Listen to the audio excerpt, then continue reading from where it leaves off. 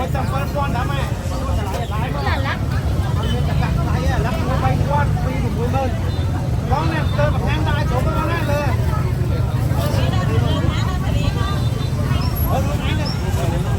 แล้วไอ้ทำได้เขาทำยังไงเนี่ยยังได้ปีmà mớiปีเขาหัว tích không phải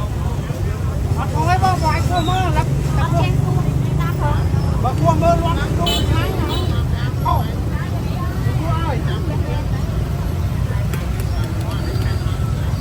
bông đâu à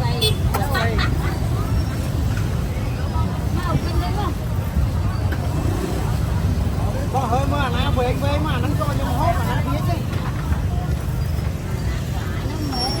có đang mà cú về anh có hơi mà ăn lâu quý tôi tiền lâu à cái quý hưởng ấy tìm được chuyện á cái